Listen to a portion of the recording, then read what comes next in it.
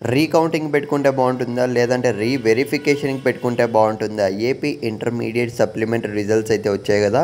So, చాలామంది students అయితే మళ్ళీ ఫెయిల్ కావడం అయితే జరిగింది. ఇంకొంతమంది స్టూడెంట్స్ అయితే మార్క్స్ అనేటివి తక్కువ రావడం అయితే జరిగింది. ఎగ్జామ్ బాగా రాసినప్పటికీ కూడా తక్కువ మార్కులు వచ్చాయన్న. సో, మేము రీవెరిఫికేషన్ పెట్టుకుంటే బాగుంటుందా? లేదంటే రీకౌంటింగ్ పెట్టుకుంటే మాకు మార్కులు పెరిగే ఛాన్స్ ఉంటుందని అయితే అడుగుతున్నారు.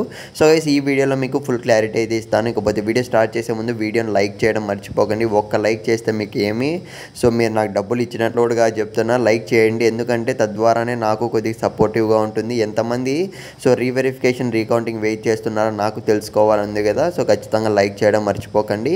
ఇకపోతే రీవెరిఫికేషన్ విషయానికి వస్తే మీ పేపర్ని ఏం చేస్తారంటే మళ్ళీ వెరిఫై చేస్తారు, అంటే మళ్ళీ కరెక్షన్ చేస్తారు. సో స్టార్టింగ్ నుంచి ఎండింగ్ వరకు ఇన్ కేస్ మళ్ళీ మార్క్స్ పెరిగే ఛాన్స్ ఉంటే వేస్తారు. ఇక్కడ మీరు ఏం ఆలోచించాలంటే మీకు మీ మీద కాన్ఫిడెన్స్ ఉంటే నేను ఎగ్జామ్ బాగా రాశాను, ఖచ్చితంగా నాకు మార్కులు పెరుగుతాయి అన్న విషయం మీద మీరు క్లారిటీ ఉంటే సో రీవెరిఫికేషన్కి అయితే అప్లై అయితే చేసుకోండి. ఇకపోతే రీకౌంటింగ్ విషయానికి అయితే వద్దాం. రీకౌంటింగ్ అంటే మనకు మీ పేపర్ తీసుకుంటారు మళ్ళీ.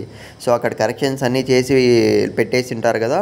సో ఆ పేపర్ అనేది మళ్ళీ తీసుకొని మీ పేపర్ని 1-2 సార్లు మళ్ళీ కౌంట్ చేస్తారు మార్క్స్ అంతే.